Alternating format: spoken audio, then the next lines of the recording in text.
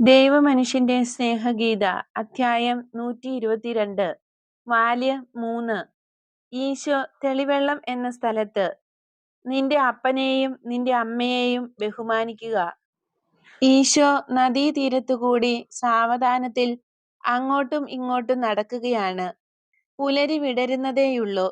മഞ്ഞുകാലവും തലേദിവസത്തെ കട്ടിയായ മൂടൽമഞ്ഞ് നദീതീരത്ത് പടർന്നു കിടക്കുന്ന ഈറ്റക്കാടുകളിൽ കുടുങ്ങി ഇപ്പോഴും നിരന്നു കാണാം. യോർദാൻ നദിയുടെ ഇരുവശങ്ങളിലും നോട്ടമെത്തുന്നിടത്തോളം ദൂരം ഒരുത്തരുമില്ല. മഞ്ഞുവെള്ളം ഒഴുകുന്ന ശബ്ദം മാത്രം. വെള്ളം കലങ്ങിയതാണ്. അടുത്ത ദിവസങ്ങളിൽ മഴയുണ്ടായിരുന്നു. ഏതാനും പക്ഷികളുടെ ശോകമായ വിളികൾ കേൾക്കാം. പ്രണയകാലം അവസാനിച്ചു. കാലാവസ്ഥ മോശമായി. ഭക്ഷണവും കുറവ്. ഈശോ അവയെ ശ്രദ്ധിക്കുന്നു, പ്രത്യേകിച്ച് ഒരു കുഞ്ഞു പക്ഷിയെ. അത് ഒരു ക്ലോക്കിന്റെ കൃത്യതയോടെ അതിന്റെ കുഞ്ഞു തല വടക്കോട്ട് തിരിച്ചു പിടിച്ച് അല്പം ചിലയ്ക്കും. സ്വൽപ്പം കഴിയുമ്പോൾ തല തെക്കോട്ട് തിരിച്ച് ഒന്ന് ചിലയ്ക്കും. മറുപടിയൊന്നും കിട്ടുന്നില്ല. വീണ്ടും കൃത്യമായി വടക്കോട്ട്, പിന്നെ തെക്കോട്ട്. കുറെ കഴിഞ്ഞപ്പോൾ ആറിന്റെ മറുകരയിൽ നിന്ന് ഒരു മറുപടി കിട്ടിയെന്ന് തോന്നുന്നു. സന്തോഷത്തിന്റെ ശബ്ദം കേൾപ്പിച്ചുകൊണ്ട് അത് മറുകരയിലേക്ക് പറക്കുന്നു. നന്നായിരിക്കുന്നു എന്നാംഗ്യം കാണിച്ച ശേഷം ഈശോ വീണ്ടും നടക്കുന്നു. ഗുരുവേ, അങ്ങയെ ഞാൻ അലട്ടുകയായിരിക്കുമോ എന്ന് ചോദിച്ചുകൊണ്ട് ജോൺ പുൽത്തകിടിയിൽ നിന്ന് വരുന്നു. അല്ല, നിനക്കെന്താണ് വേണ്ടത്? ഞാൻ ഒരു കാര്യം പറയാൻ വന്നതാണ്. ഈ വിവരം അറിയുന്നത് ഈശോയ്ക്ക് ആശ്വാസകരമായിരിക്കുമല്ലോ എന്ന് ഞാൻ ഓർത്തു. അതേസമയം ഈശോയുടെ ഉപദേശം ചോദിക്കാനുമാണ് ഞാൻ വന്നിരിക്കുന്നത്. നമ്മുടെ വലിയ മുറി ഞാൻ തൂത്തുകൊണ്ടിരിക്കുകയായിരുന്നു. അപ്പോൾ കറിയോത്തുകാരൻ യൂദാസ് കയറി വന്നു. അവൻ പറഞ്ഞു, ഞാൻ നിന്നെ സഹായിക്കാം. എനിക്ക് വിസ്മയമായി പോയി. കാരണം അവനോട് ചെയ്യാൻ ആവശ്യപ്പെട്ടാൽ പോലും ഇതുപോലുള്ള എളിയ ജോലികൾ അവൻ ഒരിക്കലും ചെയ്തിരുന്നില്ല. ഞാൻ പറഞ്ഞു, ഓ നന്ദി, നമുക്ക് വേഗം പണി തീർക്കാം, കൂടുതൽ നന്നായും ചെയ്യാം. അവൻ തൂക്കാൻ തുടങ്ങി. ഞങ്ങൾ രണ്ടുപേരും കൂടെ ജോലി വേഗം തീർത്തു. അത് കഴിഞ്ഞപ്പോൾ അവൻ പറഞ്ഞു, നമുക്ക് കാട്ടിലേക്കും പോകാം. എപ്പോഴും വിറകു കൊണ്ടുവരുന്നത് പ്രായം കൂടുതലുള്ളവരാണ്. അത് ശരിയല്ല. നമുക്ക് പോകാം. എനിക്ക് ആ ജോലി ശരിക്കും അറിഞ്ഞുകൂടാ. എന്നാൽ നീ എന്നെ പഠിപ്പിക്കുമെങ്കിൽ. എന്നിട്ട് ഞങ്ങൾ പോയി. ഞാൻ ചുള്ളികൾ അടുക്കി കെട്ടുന്നതിനിടയ്ക്ക് എന്നോട് പറഞ്ഞു, ജോൺ, നിന്നോട് ഞാനൊരു കാര്യം പറയുകയാണ്. ശരി, പറയൂ. ഞാൻ വിചാരിച്ചു അത് എന്തെങ്കിലും വിമർശനമായിരിക്കുമെന്ന്. എന്നാൽ അവൻ പറഞ്ഞു, നീയും ഞാനുമാണ് ഇവിടെ പ്രായം ഏറ്റവും കുറഞ്ഞവർ. നമ്മൾ കൂടുതൽ ഐക്യമുള്ളവരാകണം. നിനക്ക് എന്നെ മിക്കവാറും പേടിയാണ്. അത് ശരിയാണ്. കാരണം ഞാൻ നല്ലവനല്ല. എന്നാൽ ഞാൻ പറയുന്നത് വിശ്വസിക്കൂ. ഞാൻ ഒന്നും മനഃപൂർവ്വം ചെയ്യുന്നതല്ല. ചിലപ്പോൾ ചീത്തയാകാനുള്ള ഒരു പ്രേരണ എനിക്കുണ്ടാകുന്നുണ്ട്. ഒരുപക്ഷെ ഞാൻ ഏകപുത്രനായിരുന്നതുകൊണ്ട് വഷളായി പോയതായിരിക്കാം. എനിക്ക് നല്ലവനാകണമെന്ന് ആഗ്രഹമുണ്ട്. പ്രായം കൂടിയവർക്ക് ഒരുത്തർക്കും എന്നോട് താല്പര്യമുണ്ടെന്ന് തോന്നുന്നില്ല. ഈശോയുടെ സഹോദരന്മാർക്ക് അസഹ്യതയാണ്. കാരണം ഞാൻ അവരോടും അവരുടെ സഹോദരനോടും നന്നായിട്ടല്ല പെരുമാറിയിട്ടുള്ളത്. എന്നാൽ നീ നല്ലവനാണ്, ക്ഷമയുള്ളവനാണ്. എന്നോട് സ്നേഹമായിരിക്കണം. ഞാൻ നിന്റെ സഹോദരനാണെന്ന് വിചാരിക്കൂ. ചീത്തയായ ഒരു സഹോദരൻ, എങ്കിലും സ്നേഹിക്കപ്പെടേണ്ട ഒരു സഹോദരൻ. ഗുരുവും പറയുന്നത് നമ്മൾ അങ്ങനെ വർത്തിക്കണമെന്നാണല്ലോ. ഞാൻ ശരിയായിട്ടല്ല ഓരോന്ന് ചെയ്യുന്നതെന്ന് കാണുമ്പോൾ എന്നോട് അത് പറയണം. എന്നെ തനിയെ ആക്കി കളയരുത്. ഞാൻ ഗ്രാമത്തിലേക്ക് പോകുമ്പോൾ എൻ്റെ കൂടെ വരണം. തെറ്റ് ചെയ്യാതിരിക്കാൻ എന്നെ സഹായിക്കുകയും ചെയ്യുക. ഇന്നലെ ഞാൻ വളരെ വേദന സഹിച്ചു. ഈശോ എന്നോട് സംസാരിച്ചു. ഞാൻ അവനെ നോക്കിയിരിക്കുകയായിരുന്നു. എന്റെ ചാബല്യം പൂണ്ട പിണക്കത്തിൽ ഞാൻ എന്നെത്തന്നെയോ മറ്റുള്ളവരെയോ നോക്കി മനസ്സിലാക്കാൻ ശ്രമിച്ചില്ല. ഇന്നലെ ഞാൻ നോക്കി, ഞാൻ കണ്ടു. ഈശോ സഹിക്കുന്നു എന്നവർ പറയുന്നത് വളരെ ശരിയാണ്. അത് എന്റെ കുറ്റനിമിത്തവുമാണ്. അവന്റെ വേദനയ്ക്ക് ഇനിയും കാരണമാകാൻ ഞാൻ ആഗ്രഹിക്കുന്നില്ല. എന്റെ കൂടെ വരൂ. നീ വരുമോ? നല്ലവനാകാൻ നീ എന്നെ സഹായിക്കുമോ? ഇതൊക്കെയാണവൻ പറഞ്ഞത്. ഒരു ബാലൻ പിടിച്ച് കയ്യിൽ വച്ചിരിക്കുന്ന കുരികിലിന്റെ ചങ്കിടിക്കുന്ന പോലെ എന്റെ ചങ്കിടിക്കുകയായിരുന്നു. സന്തോഷം കൊണ്ടാ എന്റെ ചങ്കിടിച്ചത്. കാരണം അവൻ നല്ലവനാകുമെങ്കിൽ എനിക്ക് സന്തോഷമായിരിക്കും. അങ്ങയെ ഓർത്തും ഞാൻ സന്തോഷിക്കുകയായിരുന്നു. സന്തോഷത്തോടൊപ്പം എനിക്ക് പേടിയും ഉണ്ടായിരുന്നു. ആ പേടി കൊണ്ടും കൂടെയാണ് ചങ്കിടിച്ചത്. ഞാനും അവനെപ്പോലെ ആകാൻ ആഗ്രഹിക്കുന്നില്ല. അതോർത്താണ് ഞാൻ പേടിച്ചത്. അപ്പോൾ ഞാൻ ഒരു കാര്യം ഓർത്തു. യൂദാസിനെ സ്വീകരിച്ച ദിവസം അങ്ങ് എന്നോട് പറഞ്ഞ വാക്കുകൾ. ഞാൻ അതിന് ഇങ്ങനെയാണ് മറുപടി പറഞ്ഞത്: ഞാൻ നിന്നെ സഹായിക്കാം. എന്നാൽ വേറെ കൽപ്പനയാണ് എനിക്ക് കിട്ടുന്നതെങ്കിൽ ഞാൻ അതനുസരിക്കണമല്ലോ എന്ന്.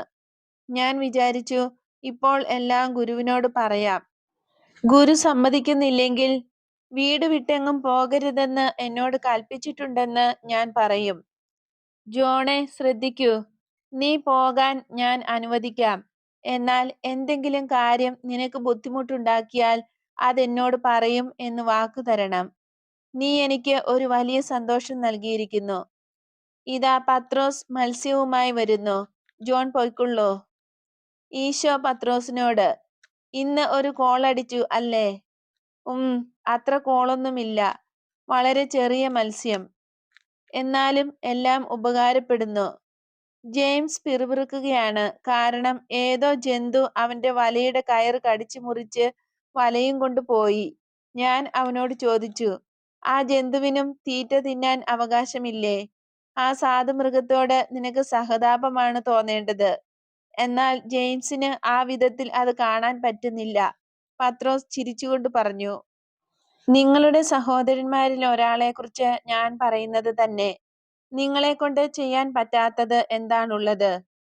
നീ യൂദാസിനെ കുറിച്ചാണോ പറയുന്നത്? അതെ, ഞാൻ അവനെക്കുറിച്ചാണ് പറയുന്നത്. അവൻ സഹിക്കുന്നുമുണ്ട്. അവന്റെ ഉദ്ദേശങ്ങൾ നല്ലതാണ്. എന്നാൽ അവന്റെ പ്രവണതകളെല്ലാം പിഴയാണ്. എന്നാൽ എന്റെ ജ്ഞാനമുള്ള മുക്കുവാ, എനിക്കൊരു കാര്യം പറഞ്ഞു തരാമോ? യോർദാനിൽ കൂടെ ഒരു വള്ളത്തിൽ ജനേസറത്ത് തടാകത്തിലേക്ക് യാത്ര ചെയ്യണമെങ്കിൽ ഞാൻ എന്ത് ചെയ്യണം? ഈ യാത്ര വിജയിക്കുമോ? ഏയ്, ഇത് വളരെ ബുദ്ധിമുട്ടുള്ള പണിയായിരിക്കും. അടി പരന്ന ചെറിയ വള്ളത്തിൽ ഒരുപക്ഷെ സാധിച്ചേക്കും. എന്നാൽ തന്നെയും വളരെ ബുദ്ധിമുട്ടും. യാത്ര വളരെ ദീർഘവുമായിരിക്കും. ആഴം എപ്പോഴും തന്നെ അളന്നു നോക്കണം. തീരം, ആഴം കുറഞ്ഞ ഭാഗങ്ങൾ, ഒഴുകി നടക്കുന്ന ഈറ്റക്കാടുകൾ, ജലപ്രവാഹം ഇവയെല്ലാം ശ്രദ്ധിക്കണം. പായ് കെട്ടി ഓടിക്കാനും പറ്റുകയില്ല. അതുപോലെ തന്നെ തിരിച്ച് നദി വഴി വരാനും പറ്റുകയില്ല. ഒഴുക്കിനെതിരെ കഠിനാധ്വാനം വേണ്ടിവരും. അനവധി ആളുകളും ഇല്ലാതെ പറ്റുകയില്ല. അല്ലാത്ത പക്ഷം... നീ പറഞ്ഞത് ശരിയാണ്. ഒരു മനുഷ്യൻ ദുഷിച്ചവനായിരിക്കുമ്പോൾ ഒഴുക്കിനെതിരെ അവൻ പോകണം. നേരെയുള്ള വീതി കുറഞ്ഞ വഴിയിലേക്ക് തനിയെ ചെന്നെത്താൻ അയാൾക്ക് കഴിയുകയില്ല. യൂദാസ് ശരിക്കും ഇങ്ങനെയുള്ള ഒരുവനാണ്. നിങ്ങൾ അവനെ സഹായിക്കുന്നുമില്ല. അവൻ പാവം ഒറ്റയ്ക്കാണ് യാത്ര മുഴുവൻ ചെയ്യുന്നത്. അവൻ അടിയിൽ ചെന്ന് തട്ടുന്നു. ആഴം കുറഞ്ഞിടത്ത് കയറി ഉറയ്ക്കുന്നു. ഒഴുകി നടക്കുന്ന കാടുകളിൽ കുടുങ്ങുന്നു. ചുഴിയിലും വീണു പോകുന്നു. നേരെ മറിച്ച് അവൻ ആഴം അളക്കുകയാണെങ്കിൽ അവന് ചുക്കാൻ പിടിക്കാനോ തുഴ ഉപയോഗിക്കാനോ കഴിയുകയില്ല. എന്നാൽ പിന്നെ അവൻ മുന്നോട്ടു പോകാത്തതിനെക്കുറിച്ച് അവനെ എന്തിനു കുറ്റപ്പെടുത്തണം? നിങ്ങൾക്ക് അന്യരോട് കരുണയാണ്. എന്നാൽ അവൻ നിങ്ങളുടെ കൂട്ടത്തിൽപ്പെട്ടവനാണെങ്കിലും അവനോട് നിങ്ങൾക്ക് കാരുണ്യമില്ല. അത് ശരിയല്ല. നോക്കൂ, അതാ അവനും ജോണും കൂടെ റൊട്ടിയും പച്ചക്കറിയും വാങ്ങാൻ ഗ്രാമത്തിലേക്ക് പോകുകയാണ്. ഒരു സഹായമായി ഒറ്റയ്ക്ക് പോകാതിരിക്കാൻ അവൻ ആവശ്യപ്പെട്ടു. എന്നിട്ട് അവൻ ജോണിനോടാണ് ആവശ്യപ്പെട്ടത്.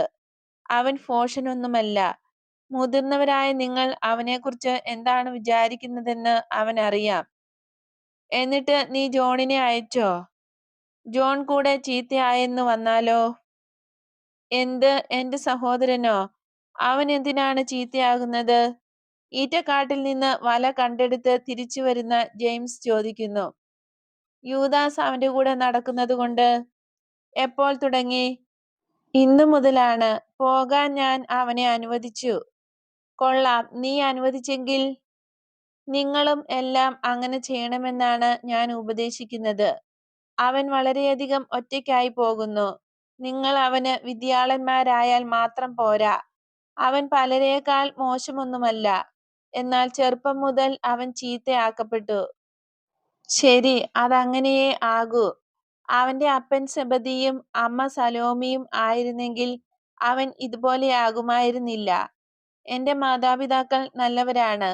എന്നാൽ കുട്ടികളുടെ മേൽ അവകാശവും അവരോട് കടമകളും ഉണ്ടെന്ന് അവർ മറന്നു പോകുന്നില്ല. നീ പറഞ്ഞത് ശരിയാണ്. ഇന്ന് ഞാൻ അതേക്കുറിച്ച് പ്രസംഗിക്കും. ഇപ്പോൾ നമുക്ക് പോകാം. ജനക്കൂട്ടങ്ങൾ പുൽത്തകിടികൾ കടന്നു വരുന്നത് കാണുന്നു. ജീവിക്കാൻ നമ്മൾ എന്ത് ചെയ്യണമെന്ന് എനിക്ക് അറിഞ്ഞുകൂടാ. ഭക്ഷണം കഴിക്കാനോ പ്രാർത്ഥിക്കാനോ വിശ്രമിക്കാനോ ഒന്നിനും സമയമില്ല. ജനക്കൂട്ടം വലുതായി വലുതായി വരികയും ചെയ്യുന്നു. പകുതി വിസ്മയത്തോടും പകുതി ഈർഷ്യയോടും കൂടെ പത്രോസ് പറയുന്നു, അതുകൊണ്ട് വിഷമമാണോ? ഇപ്പോഴും ദൈവത്തെ അന്വേഷിക്കുന്ന ആളുകളുണ്ട് എന്നതിന്റെ അടയാളമല്ലേ ഇത്? അതെ ഗുരുവേ. എന്നാൽ ഇത് നിമിത്തം അവിടുന്ന് എത്ര ബുദ്ധിമുട്ട് സഹിക്കുന്നു. ഇന്നലെ അങ്ങേക്ക് ഭക്ഷണമൊന്നും ലഭിച്ചില്ല. കഴിഞ്ഞ രാത്രിയിലാണെങ്കിൽ പുതയ്ക്കാൻ പുറങ്കുപ്പായമല്ലാതെ ഒന്നുമില്ലായിരുന്നു. നിന്റെ അമ്മ ഇതറിഞ്ഞെങ്കിൽ ഇത്രയധികം വിശ്വാസികളെ എന്റെ പക്കലേക്ക് കൊണ്ടുവരുന്ന ദൈവത്തെ അവൾ സ്തുതിക്കും. നിന്റെ കാര്യം അന്വേഷിച്ചു കൊള്ളണമെന്ന് പറഞ്ഞേൽപ്പിച്ചിരുന്ന എന്നെ അവൾ സ്തുതിക്കും. ഫിലിപ്പും ബർത്തലോമിയോയും കൂടെ സംസാരിച്ചും ആംഗ്യം കാണിച്ചും നടന്നു വരുന്നു. ഈശോയെ കണ്ടപ്പോൾ നടപ്പിന് വേഗത കൂട്ടി. ഓ ഗുരുവേ, നമ്മൾ എന്ത് ചെയ്യും? ശരിക്കുള്ള ഒരു തീർത്ഥാടക സംഘമാണ് ഇന്നുള്ളത്. രോഗികൾ, കരയുന്നവർ, ദരിദ്രർ, ജീവിതത്തിന് ഒരു മാർഗവുമില്ലാത്തവർ. ഇവർ വരുന്നതോ വളരെ ദൂരെ നിന്ന്. നമുക്ക് കുറെ റൊട്ടി വാങ്ങാം. ധനികരായവർ ഭിക്ഷ തരുന്നുണ്ടല്ലോ. നമ്മൾക്ക് ചെയ്യാനുള്ളത് അത് ഉപയോഗത്തിലാക്കുക എന്നത് മാത്രമാണ്. ദിവസത്തിന് ദൈർഘ്യം കുറവാണ്. ഷെഡിൽ താമസിക്കുന്നവർ അവിടെ തിങ്ങിപ്പാർക്കുന്നു. രാത്രികൾ തണുപ്പും ഈർപ്പവുമുള്ളതാണ്. നീ പറഞ്ഞത് ശരിയാണ് ഫിലിപ്പേ. വലിയ ഒരു മുറിയിലേക്ക് നമുക്ക് തിങ്ങിപ്പാർക്കാം. അത് സാധിക്കുമെങ്കിൽ മറ്റേ 2 മുറികൾ രാത്രിക്ക് മുമ്പ് വീട്ടിലെത്താൻ കഴിയാത്തവർക്ക് കൊടുക്കാം. കൊള്ളാം. അധികം താമസിയാതെ വസ്ത്രം മാറ്റുന്നതിന് നമ്മുടെ അതിഥികളുടെ അനുവാദം ചോദിക്കേണ്ടി വരും. അവർ നമ്മളെ ഓടിച്ചു വിടത്തക്കവണ്ണം അത്രയധികം ചോദിക്കേണ്ടി വരും. അവർ നമ്മളെ ഓടിച്ചു വിടത്തക്കവണ്ണം അത്രയധികം നമ്മുടെ കാര്യത്തിൽ ഇടപെടുകയും ചെയ്യും. പത്രോസ് പിറുപിറുക്കുന്നു. എന്റെ പ്രിയപ്പെട്ട പത്രോസേ, മറ്റു തരത്തിലുള്ള ഓട്ടമാണ് നീ കാണാൻ പോകുന്നത്. ആ സ്ത്രീക്ക് എന്തു പറ്റിയതാണ്? അവർ ഇപ്പോൾ മെതിക്കുന്ന സ്ഥലത്താണ്. കരയുന്ന ഒരു സ്ത്രീയെ ഈശോ കാണുന്നു. ആർക്കറിയാം, ഇന്നലെയും അവൾ ഇവിടെയുണ്ടായിരുന്നു. ഇന്നലെയും കരച്ചിലായിരുന്നു. നീ മനേയനോട് സംസാരിച്ചു കൊണ്ടിരുന്നപ്പോൾ നിന്നെ വന്ന് കാണാൻ നടക്കുന്നത് കണ്ടു. എന്നാൽ പിന്നീട് പോയി. അവൾ ഗ്രാമത്തിലോ ഇവിടെ അടുത്ത് എവിടെയെങ്കിലുമോ ഉള്ളവളായിരിക്കണം. കാരണം അവൾ തിരിച്ചു വന്നു. കണ്ടിട്ട് അവൾ രോഗിയാണെന്ന് തോന്നുന്നില്ല. സ്ത്രീയെ, സമാധാനം നിന്നോട് കൂടെ ഉണ്ടായിരിക്കട്ടെ. അവളുടെ അടുത്തുകൂടെ കടന്നുപോയ ഈശോ പറയുന്നു. താഴ്ന്ന സ്വരത്തിൽ അവൾ പറയുന്നു, നിന്നോട് കൂടെയും ഉണ്ടായിരിക്കട്ടെ. വേറൊന്നും പറയുന്നില്ല. ഇന്ന് 300 ആളുകൾ ഉണ്ടെന്ന് തോന്നുന്നു. ഷെഡിനുള്ളിൽ മുടന്തന്മാർ, അന്ധർ, മൂകർ, തല മുതൽ കാല് വരെ വിറയ്ക്കുന്ന ഒരു മനുഷ്യൻ, തല വലുതായിട്ടുള്ള ഒരു യുവാവ്. അയാളുടെ കയ്യിൽ ഒരു മനുഷ്യൻ പിടിച്ചിട്ടുണ്ട്. വലിയ തലയുള്ള ആ മനുഷ്യൻ കൂവുകയും വായിൽ നിന്ന് വെള്ളം ഒലിപ്പിക്കുകയും ബുദ്ധിയുടെ യാതൊരു ലക്ഷണവുമില്ലാത്ത ആ വലിയ തല ഇളക്കിക്കൊണ്ടിരിക്കുകയും ചെയ്യുന്നു. ഇവൻ ഒരുപക്ഷെ ആ സ്ത്രീയുടെ മകനായിരിക്കുമോ? ഈശോ ചോദിക്കുന്നു. എനിക്കറിഞ്ഞുകൂടാ. സൈമണാണ് തീർത്ഥാടകരുടെ കാര്യങ്ങൾ അന്വേഷിക്കുന്നത്. അവനറിയാമായിരിക്കും. അവൻ തീക്ഷ്ണനായവനെ വിളിച്ച് അന്വേഷിക്കുന്നു. പക്ഷേ ആ മനുഷ്യൻ ആ സ്ത്രീയുടെ കൂടെയല്ല. സ്ത്രീ തനിയെയാണ്. അവൾ കരയുകയും പ്രാർത്ഥിക്കുകയുമല്ലാതെ വേറൊന്നും ചെയ്യുന്നില്ല. കുറച്ചു സമയം മുമ്പ് അവൾ എന്നോട് ചോദിച്ചു, ഗുരു ആളുകളുടെ ഹൃദയങ്ങളെയും സുഖപ്പെടുത്തുമോ എന്ന്. തീക്ഷ്ണൻ വിശദീകരിക്കുന്നു. ഒരുപക്ഷെ അവളുടെ ഭർത്താവ് അവളോട് വിശ്വസ്തതയില്ലാത്തവനായിരിക്കും. പത്രോസ് പറയുന്നു. ഈശോ രോഗികളുടെ പക്കലേക്ക് പോകുന്നു. ബർത്തലോമ്യോയും മാത്യുവും ശുദ്ധീകരണ സ്നാനം നൽകുന്നതിന് അനവധി ആളുകളുമായി നദിയിലേക്ക് പോകുന്നു. ആ സ്ത്രീ ഒരു മൂലയിലിരുന്ന് കരയുന്നു, അനങ്ങുന്നതേയില്ല. ഈശോ തന്റെ അത്ഭുതങ്ങൾ ആർക്കും നിരസിക്കുന്നില്ല. ബുദ്ധിയില്ലാത്ത ആ ബാലനിലേക്ക് ബുദ്ധി പ്രവേശിപ്പിക്കുന്ന കാഴ്ച എത്ര ഇമ്പകരം! ഈശോ തന്റെ ദീർഘമായ കരങ്ങൾ അവന്റെ വലിയ തല പിടിച്ചുകൊണ്ട് ബുദ്ധി അതിലേക്ക് നിശ്വസിക്കുന്നു. എല്ലാവരും ചുറ്റും കൂടി നിൽക്കുകയാണ്. ജനക്കൂട്ടത്തിന്റെ സുരക്ഷിതത്വത്തിൽ മൂടുപടം ധരിച്ച സ്ത്രീയും അടുത്തു വന്ന് കരയുന്ന സ്ത്രീയുടെ അരികു ചേർന്ന് നിൽക്കുന്നു. ഈശോ ആ കുട്ടിയോട് പറയുന്നു, ബുദ്ധിയുടെ പ്രകാശം നിന്നിൽ ഉണ്ടാകണമെന്ന് ഞാൻ ആവശ്യപ്പെടുന്നു. ദൈവത്തിന്റെ പ്രകാശത്തിന് വഴിതെളിക്കൂ എന്നും ഞാൻ ആവശ്യപ്പെടുന്നു. കുട്ടി ശ്രദ്ധിക്കൂ, എന്റെ കൂടെ ഇങ്ങനെ പറയൂ. ഈശോ, പറയൂ, നീ പറയണം. നേരത്തെ ഒരു മൃഗത്തെ പോലെ കൂവാൻ മാത്രം അറിയാമായിരുന്ന ആ ബുദ്ധിയില്ലാത്ത കുട്ടി വളരെ ബുദ്ധിമുട്ടി പറയുന്നു, ഈ യോ. ഒരു പ്രാവശ്യം കൂടെ. ഈശോ ആ ശിരസ് കൈകളിൽ പിടിച്ചുകൊണ്ട് ആജ്ഞാഭാവത്തിൽ അവനെ നോക്കിക്കൊണ്ട് പറയുന്നു, ഈശോ, ഒന്നുകൂടെ പറയൂ. ഈശോ. സാധുവും മഠയനുമായവൻ അവസാനം ശരിക്കു പറയുന്നു. ഇപ്പോൾ അവന്റെ കണ്ണുകൾക്ക് പ്രകാശം, അധരങ്ങൾ ശരിക്കും പുഞ്ചിരിക്കുന്നു. മനുഷ്യ, നിനക്ക് വിശ്വാസമുണ്ടായിരുന്നു. നിന്റെ പുത്രൻ സുഖം പ്രാപിച്ചു. അവനോട് ചോദിക്കൂ. ഈശോയുടെ നാമം അത്ഭുത ശക്തിയുള്ളതാണ്. രോഗങ്ങളും ദുർമോഹങ്ങളും നീങ്ങിപ്പോകും. ആ മനുഷ്യൻ മകനോട് ചോദിക്കുന്നു, ഞാൻ ആരാണ്? കുട്ടി പറയുന്നു, എന്റെ അപ്പൻ. ആ മനുഷ്യൻ കുട്ടിയെ അയാളുടെ ചങ്കിനോട് ചേർത്ത് പിടിച്ചുകൊണ്ട് പറയുന്നു, അവൻ ഇങ്ങനെയാണ് ജനിച്ചത്. എന്റെ ഭാര്യ പ്രസവത്തോടെ മരിച്ചുപോയി. അവന്റെ തലച്ചോറിനും സംസാരത്തിനും തടസ്സമുണ്ടായിരുന്നു. ഇപ്പോൾ നിങ്ങൾ കാണുന്നില്ലേ? ശരി, എനിക്ക് വിശ്വാസമുണ്ടായിരുന്നു. ഞാൻ ജോപ്പായിൽ നിന്ന് വരുന്നതാണ്. ഗുരുവേ, അങ്ങേയ്ക്കായി ഞാൻ എന്താണ് ചെയ്യേണ്ടത്? നല്ലവനായിരിക്കുക. നിന്റെ മകനും വേറൊന്നും വേണ്ട. നിന്നെ സ്നേഹിക്കുകയും നമുക്ക് പോയി വല്യമ്മയെ വിവരം അറിയിക്കാം. ഇങ്ങോട്ട് വന്നാൽ സുഖം കിട്ടുമെന്ന് എന്നെ ബോധ്യപ്പെടുത്തിയത് വല്യമ്മയാണ്. അവൾ അനുഗ്രഹീതയാകട്ടെ. അവർ രണ്ടുപേരും സന്തോഷത്തോടെ തിരിച്ചു പോകുന്നു. പഴയ ദൗർഭാഗ്യത്തിന്റെ ഏക അടയാളം ബാക്കിയുള്ളത് തലയുടെ വലിപ്പം മാത്രമാണ്. അവന്റെ ഭാവവും സംസാരവും ശരിയായി. എന്നാൽ അവൻ സുഖം പ്രാപിച്ചത് നിന്റെ നിശ്ചയം കൊണ്ടാണോ അതോ നിന്റെ നാമത്തിന്റെ ശക്തി കൊണ്ടാണോ? പലരും ചോദിക്കുന്നു. പുത്രനോട് എപ്പോഴും കാരുണ്യം കാണിക്കുന്ന പിതാവിന്റെ നിശ്ചയത്താലാണ്. എന്നാൽ എന്റെ നാമവും രക്ഷയാണ്. നിങ്ങൾക്കറിയാമല്ലോ, ഈശോ എന്നതിന്റെ അർത്ഥം രക്ഷകൻ എന്നാണ്. ആത്മാവിന്റെ ഒരു രക്ഷയുണ്ട്, ശരീരത്തിൻ്റെതായ രക്ഷയുണ്ട്. ഈശോ എന്ന നാമം യഥാർത്ഥ വിശ്വാസത്തോടെ ഉച്ചരിക്കുന്നവർ രോഗത്തിൽ നിന്നും പാപത്തിൽ നിന്നും രക്ഷിക്കപ്പെടുന്നു. കാരണം എല്ലാ ആധ്യാത്മികവും ശാരീരികവുമായ രോഗങ്ങളിൽ പിശാചിന്റെ കൂർത്ത നഖമുണ്ട്. അവൻ ശാരീരിക രോഗം വരുത്തി ശരീരത്തിന്റെ വേദന മൂലം എതിർപ്പും നിരാശയും ആളുകളിൽ ഉളവാക്കുന്നു. ധാർമ്മികവും ആധ്യാത്മികവുമായ രോഗങ്ങൾ വരുത്തി ആത്മാക്കളെ നിത്യനാശത്തിലേക്ക് നയിക്കുന്നു. അതുകൊണ്ട് നിന്റെ അഭിപ്രായത്തിൽ മനുഷ്യരാശിയുടെ കഷ്ടപ്പാടുകളിൽ ബേൽസബൂബിന് പങ്കില്ലായകയില്ല?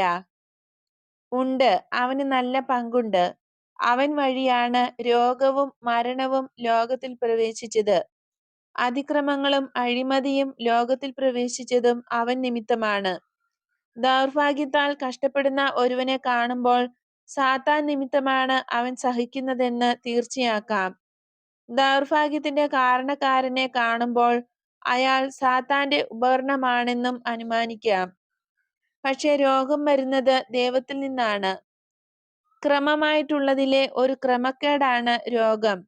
കാരണം ദൈവം മനുഷ്യനെ സൃഷ്ടിച്ചത് മുഴുവനും നല്ലതായും പരിപൂർണമായുമാണ്. ദൈവം നൽകിയ ക്രമത്തിൽ സാത്താൻ വരുത്തിയ ക്രമക്കേട് ശരീരത്തിന് രോഗവും തൽഫലമായുണ്ടാകുന്ന മരണവും ദുഃഖമുളവാക്കുന്ന പാരമ്പര്യവും ഉണ്ടാക്കി. മനുഷ്യൻ ആദത്തിൽ നിന്നും ഹൗവായിൽ നിന്നും ആദ്യ പാപം അവകാശമായി നേടി. എന്നാൽ അതുമാത്രമല്ല, ആ കളങ്കം വലുതായി ക്രമേണ മനുഷ്യന്റെ 3 വശങ്ങളെയും ബാധിച്ചു. ശരീരം കൂടുതൽ കൂടുതൽ ദുഷിച്ചു. തൽഫലമായി ബലഹീനവും രോഗമുള്ളതുമായ മനസ്സിൽ അഹങ്കാരം കൂടിക്കൂടി വന്നു. അഴിമതി പ്രവേശിച്ചു. അരൂപി കൂടുതൽ കൂടുതൽ വിശ്വാസരഹിതമായി. അങ്ങനെ കൂടുതൽ വിഗ്രഹാരാധനയിലേക്ക് താണു. അതുകൊണ്ട് ബുദ്ധിയില്ലാതിരുന്ന ആ സാധുക്കുട്ടിയെ ഞാൻ പഠിപ്പിച്ചതുപോലെ ആ നാമം പഠിപ്പിക്കേണ്ടതാണ്. ആ നാമം പിശാചിനെ പറപ്പിച്ചു കളയുന്നു. ആ നാമം മനസ്സിലും ഹൃദയത്തിലും ഉല്ലേഖനം ചെയ്യപ്പെടണം. ഒരാളുടെ അഹത്തിന്മേൽ ഉടമയുടെ അടയാളമായി ആ നാമം മുദ്ര കുത്തപ്പെടണം. എന്നാൽ നീ ഞങ്ങളെ സ്വന്തമാക്കി കഴിഞ്ഞോ? നീ ആരാണ്? നീ നിന്നെക്കുറിച്ച് തന്നെ എത്ര വലുതായിട്ടാണ് ചിന്തിക്കുന്നത്? നിങ്ങളെ എന്റെ സ്വന്തമാക്കിയെങ്കിൽ എന്ന് ഞാൻ ആഗ്രഹിക്കുന്നു. എന്നാൽ അത് നടക്കുന്നില്ല. ഞാൻ നിങ്ങളെ സ്വന്തമാക്കിയിരുന്നെങ്കിൽ നിങ്ങൾ ഇപ്പോൾ തന്നെ രക്ഷിക്കപ്പെടുമായിരുന്നു. അത് എന്റെ അവകാശവുമാകുമായിരുന്നു. കാരണം ഞാൻ രക്ഷകനാണ്. അതിനാൽ രക്ഷിക്കപ്പെട്ടവർ എനിക്കുണ്ടായിരിക്കണം. എന്നാൽ എന്നിൽ വിശ്വസിക്കുന്നവരെ ഞാൻ രക്ഷിക്കും. ഞാൻ ജോണിന്റെ പക്കൽ നിന്നാണ് വരുന്നത്. ജോൺ എന്നോട് പറഞ്ഞു, എഫ്രായിമിന്റെയും ജെറീക്കോയുടെയും സമീപെ പ്രസംഗിക്കുകയും സ്നാനപ്പെടുത്തുകയും ചെയ്യുന്നവന്റെ പക്കലേക്ക് പോകൂ. അവന് പൊറുക്കാനും ബന്ധിക്കാനും കഴിയും. എന്നാൽ എനിക്കാകട്ടെ രക്ഷയുടെ വഴിയിലൂടെയുള്ള നിങ്ങളുടെ പ്രയാണം എളുപ്പമാക്കാൻ പരിഹാര പ്രവൃത്തികൾ ചെയ്യൂ എന്ന് പറയാൻ മാത്രമേ കഴിവുള്ളൂ. ഊന്നുവടിയിന്മേൽ വന്നിട്ട് ഇപ്പോൾ പൂർണ്ണ സൗഖ്യം പ്രാപിച്ച ആ മനുഷ്യൻ പറയുന്നു, സ്നാപകന് ശിഷ്യർ നഷ്ടപ്പെടുന്നതുകൊണ്ട് ദുഃഖമില്ലേ? വേറൊരാൾ ചോദിക്കുന്നു. ആദ്യം സംസാരിച്ച മനുഷ്യൻ മറുപടി പറയുന്നു, ദുഃഖമോ? അവൻ അത് എല്ലാവരോടും പറയുന്നു, പോകുക, പോകുക, ഞാൻ അസ്തമിക്കുന്ന നക്ഷത്രമാണ്. അവനാണ് ഉദിച്ചുയർന്നുകൊണ്ടിരിക്കുന്ന നക്ഷത്രം.